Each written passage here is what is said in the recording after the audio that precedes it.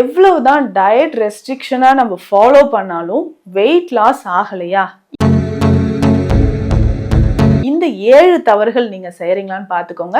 இந்த 7 தவறுகள் செய்யாமல் நீங்கள் கரெக்ட் பண்ணிட்டீங்கன்னா இன்னும் ஈஸியாக நமக்கு வெயிட் லாஸ் ஆகும். அது என்னென்ன, எந்த மாதிரியான உணவுகள் எடுக்கணுன்றதை இந்த வீடியோவில் நான் சொல்லியிருக்கேன். வீடியோவை ஸ்கிப் பண்ணாமல் முழுசாக பாருங்கள். உங்கள் ஃப்ரெண்ட்ஸ் அண்ட் ரிலேட்டிவ்ஸ்க்கும் வீடியோவை ஷேர் பண்ணுங்கள். நம்ம சேனலை சப்ஸ்கிரைப் பண்ணிக்கோங்க. வாங்க பதிவுக்குள்ளே போகலாம். Welcome to Nitya's Varam, where ancient Siddha tradition meets modern healing. Experience the difference. வரம் நேயர்களுக்கு வணக்கம். நான் டாக்டர் நித்யா, சித்தா ஃபிசிஷியன். இந்த பதிவில் நிறைய பேர் கமெண்ட்டில் கேட்டிருந்தது, நம்மக்கிட்ட வரக்கூடியவங்க, அதாவது வெயிட் லாஸ் பண்ணணும் அப்படின்னு வரவங்க கேட்குற ஒரு முக்கியமான கேள்வி. ஸோ அதுதான் இந்த பதிவில் நம்ம பார்க்க போகிறோம். சித்த மருத்துவத்தில் சித்தர்கள் சொல்லியிருக்கக்கூடிய நிறைய விஷயங்களை ஒவ்வொரு பதிவுலையும் நம்ம பார்த்துட்டு வரோம் இல்லைங்களா? இந்த பதிவில் அதாங்க பண்ண போகிறோம். அதாவது வெயிட் லாஸ் பண்ணணும்னு நினைக்கிறவங்க, நான் டயட்டில் இருக்கேன் ஆனால் எனக்கு வெயிட் லாஸ் ஆகலை அப்படின்னு ஒரு பெரிய விஷயத்த எல்லாரும் சொல்கிறீங்க. டயட்டில் இருந்தாலும் வெயிட் லாஸ் ஆகாமல் இருக்கிறதுக்கான காரணங்கள் என்ன, நம்ம செய்யக்கூடிய முக்கியமான 7 தவறுகள். ஸோ வீடியோவை ஸ்கிப் பண்ணாமல் முழுசாக பாருங்கள். இந்த 7 தவறுகள் கண்டிப்பாக இதில் 5 தவறாச்சும் எல்லாருமே செய்கிறதுனால தான் வெயிட் லாஸ் ஆகாமல் இருக்குது. ஸோ இன்னிலேருந்து நம்ம வெயிட் லாஸ் பண்ணணுங்க அப்படின்னு நம்ம முடிவு எடுத்துட்டோம். நம்ம என்ன பண்ணுறோம், ஜிம்முக்கு போகிறோம், எக்ஸசைஸ் பண்ணுறோம், ஃபுட்டு இதெல்லாம் நான் கண்ட்ரோல் பண்ணிட்டேன் அப்படின்னு இருந்தும் எனக்கு ஏன் வெயிட் லாஸ் ஆகலை அப்படின்னு நிறைய பேர் கேட்குற விஷயம். ஸோ ஃபஸ்ட்டு விஷயம் என்னென்னா, எல்லாருமே கண்மூடித்தனமாக பண்ணுற ஒரு தவறு என்னென்னா, நம்ம சாப்பிடாம இருந்தால் வெயிட் லாஸ் ஆகிடும் அப்படின்னு நினைக்கிறதுங்க. அதுவும் முக்கியமாக பெண்கள் இந்த தவறை செய்யவே செய்யாதீங்க. சாப்பிட்டு தான் நான் இப்படி வெயிட் போட்டேன், அதனால் இனிமேல் காலையில் பிரேக்ஃபாஸ்ட் சாப்பிடவே மாட்டேன், டைரெக்டாக லஞ்ச் சாப்பிடுவோம். இதுதான் ஃபஸ்ட் பெரும்பாலும் எல்லோரும் செய்யக்கூடிய தவறு. காலையில் நம்ம பிரேக்ஃபாஸ்ட் சாப்பிட்லனா என்ன ஆகும்னா, வயிறில் ஆசிட் செக்ரிஷன் அதிகமாக ஆரம்பிக்கும். ஸோ இதனால் வாயு உற்பத்தி அதிகமாகிடும். ஸோ கேஸ் ட்ரபிள் நிறைய பேருக்கு இருக்கும். ஸோ இதனாலே எனக்கு தொப்பை குறையிலன்னு யோசிச்சுக்கிட்டே இருப்போம். அதற்கான முக்கியமான காரணம் என்னென்னா, காலையில் உணவு எடுக்காமல் ஸ்கிப் பண்ணிட்டீங்கன்னா ஆசிட் அதிகமாக செக்ரேட் ஆக ஆரம்பிக்கும். வயிறு பகுதியில் வாயு சேர ஆரம்பிச்சுட்டு அல்சர் வர ஆரம்பிச்சிடும். அல்சர் வந்தால் என்ன பண்ணுவீங்க, வயிறு எரியும். அப்போ பசிக்குதுன்னு இன்னும் ஃபுட்டு நிறைய சாப்பிட ஆரம்பிச்சிடும். ஸோ அதனால் காலை பிரேக்ஃபாஸ்ட்டை சரியான ஒரு உணவாக எடுத்துக்கோங்க. ஃபைபர் நிறைய இருக்கிறது, லோ கலோரிஸ் இருக்கக்கூடியது, ஃப்ரூட்ஸ், வெஜிடபிள்ஸ், சாலட் எடுக்கிறது. ஸோ நேச்சுரலாக நம்ம மில்லட்ஸில் செஞ்ச உணவுகள் எடுக்கிறது. இந்த மாதிரி உங்களுடைய டயட்டை சேஞ்ச் பண்ணிக்கோங்க. ஈஸியாக வெயிட் லாஸ் ஆகும். எக்காரணத்து கொண்டும் உணவை நம்ம தவிர்க்கக்கூடாது. பசியோடையே ரொம்ப நேரம் இருக்கிறதும் வெயிட் கெயினுக்கு காரணமாக அமையும். அடுத்து 2வது முக்கியமான ஒரு விஷயம் என்னென்னா, நிறைய பேர் பண்ணுற தவறு, நான் இனிமேல் டோட்டலாக ரைஸ் எடுக்கவே மாட்டேன், ரைஸ் கட் பண்ணிட்டேன், ஸ்வீட்ஸ் கட் பண்ணிட்டேன், அதனால் ஹெல்த்தியாக நட்ஸ் மட்டும் சாப்பிட்றேன் அப்படின்னு சொல்லுவாங்க. நட்ஸ் நீங்கள் எப்படி சாப்பிட்றீங்கன்னா, நட்ஸும் ஓரளவுக்கு தாங்க நீங்கள் சாப்பிட்ணும். நிறைய பேர் சொல்லி கேள்விப்படுற ஒரு விஷயம் என்னென்னா, பாதாம் ஒரு 10-20 பாதாம் எடுத்துக்கிறேங்க, இதில் ஒரு 2 ஸ்பூன் அளவுக்கு நான் பூசணி விதை, வெள்ளரி விதை, ஃப்ளாக்ஸ் சீட்ஸு, இது எல்லாம் இதனோட டேட்ஸும் நான் சேர்த்து நல்லா பால் விட்டு மில்க் ஷேக் மாதிரி எடுத்துக்கிறேன். நான் ஃபுல்லாக ஒரு 300 ml குடிச்சிருவேன் மில்க் ஷேக், அவ்வளோதான். ஏங்க இது அதிகமான கேலோரிஸ் இதில் இருக்குங்க. நட்ஸ் நம்ம எடுத்துக்கலாம், ஹெல்த்தி தான். ஸோ ஒவ்வொருத்தருக்கும் எந்த அளவுக்கு தேவைன்றதை பார்க்கணும். காலையில் நான் பிரேக்ஃபாஸ்ட் ரைஸே டோட்டலாக கட் பண்ணிட்டேன், ஸ்வீட்ஸும் கட் பண்ணிட்டேன், ஸோ ஷேக்ஸ் நிறைய எடுக்கிறேன், நட்ஸ் நிறைய சாப்பிட்றேன் அப்படின்னு சொல்லுவாங்க. ஸோ ஓரளவுக்கு தான் நட்ஸும் நம்ம எடுத்துக்கணும். அது கேலோரிஸ் அதிகமாக உங்களுக்கு முன்னாடி இருந்ததை விட வெயிட் அதிகமாக ஆரம்பிச்சிடும். ஆனால் நட்ஸே எடுக்கக்கூடாதா? அப்படி கிடையாதுங்க. உங்கள் பாடி வெயிட்க்கு ஏற்ற மாதிரி இங்கே நாங்கள் நோட் பண்ணி தரோம் இல்லைங்களா, உங்களுக்கான ஒவ்வொருத்தருக்கும் ஸ்பெஷல் டயட் நோட் பண்ணி தரோம்.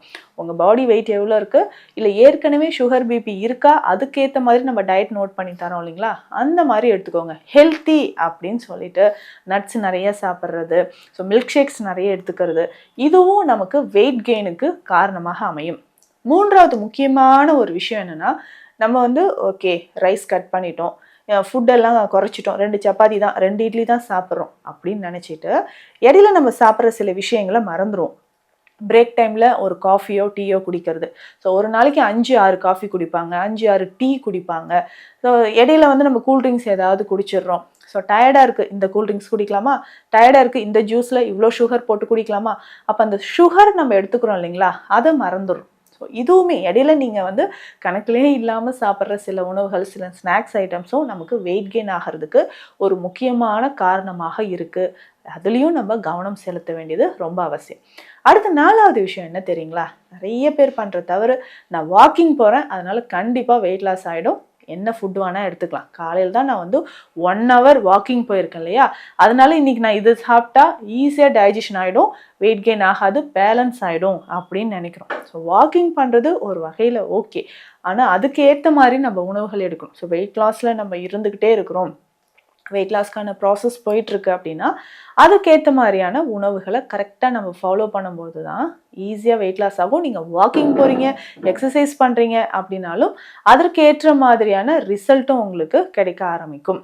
ஸோ அதுப்போ நம்ம உணவு கவனம் செலுத்தணும். இல்லைங்க நான் ஜிம் போகிறேன், காலையில் 1 hour ஒர்க் அவுட்ஸ் பண்ணி வந்திருக்கேன், அதனால் இப்போ நான் இதை நல்லா சாப்பிட்டுக்கிறேன், நான்வெஜ் நிறைய சாப்பிட்டுக்கிறேன், காலையில் திரும்ப நான் ஜிம்முக்கு போயிடுவேன் இல்லை வாக்கிங் போயிடுவேன் அப்படின்னு நம்ம நினச்சிட்டு இருந்தோம்னா நமக்கு இன்னும் கேலரிஸ் பாடியில் சேர்ந்து அதுவும் ஃபேட் அதிகமாக டெபாசிட் ஆக ஆரம்பிச்சிரும். இதுவும் கவனத்தில் வச்சுக்கோங்க. அடுத்த 5வது ஒரு விஷயம், நிறைய பேர் பண்ணுற தவறு என்னென்னா போதுமான அளவுக்கு தூக்கம் இல்லாமல் இருக்கிறதுங்க. ஸோ இதுதான் நிறைய பேர் தூங்காமல் இருந்து நம்ம உடலை கெடுத்துக்கிறது. இரவு நேரத்தில் சரியான உறக்கம் இல்லைன்னா கண்டிப்பாக வெயிட் கெயின் ஆகும்.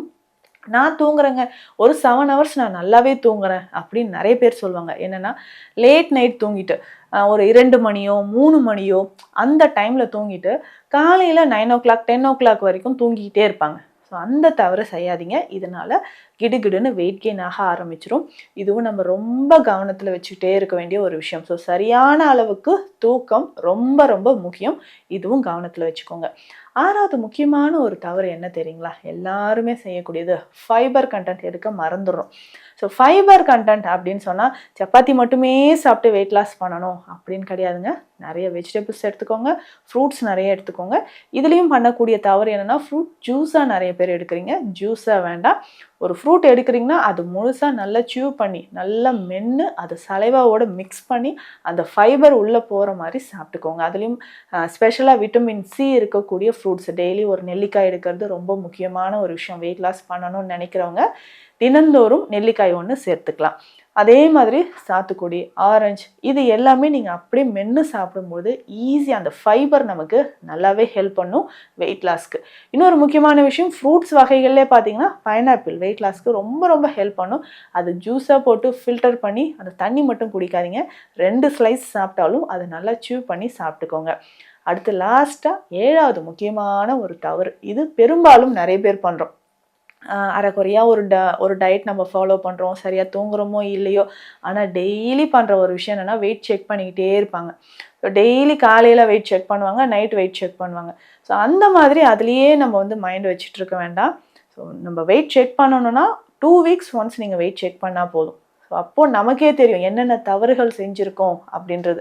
ஸோ அதனால் ஒரு வேளை உங்களுக்கு ஹார்மோன் இம்பேலன்ஸ் இருக்கலாம், தைராய்டிசம் தொடர்பான பிரச்சனைகளோ சுகர் ரிலேட்டட் ப்ராப்ளமோ இருக்கலாம். ஆனால் அவர்களுக்கு என்ன ஆகும்னா டக்குன்னு ஒரே நாளில் வெயிட் அதிகமாகிறது குறையிறது தெரியாது. அதனால் அந்த ஹார்மோன் இம்பேலன்ஸ் இருக்கக்கூடிய நபர்கள் அது கரெக்டாக இருக்கான்னு செக் பண்ணிக்கோங்க. தைராய்டு ரிலேட்டட் ப்ராப்ளம் இருக்குது இல்லை சுகர் இருக்குது, அதை நம்ம கரெக்டாக மெயின்டைன் பண்ணிக்கிட்டே வரும்பொழுது தான் ஈஸியாக நமக்கு வெயிட் லாஸ் ஆகும். ஸோ நிறைய பேர் டிப்ரெஷன் ஆகிறாங்க. மன ரீதியாகவும் நம்ம வந்து டிப்ரெஷன் ஆக வேண்டாம்.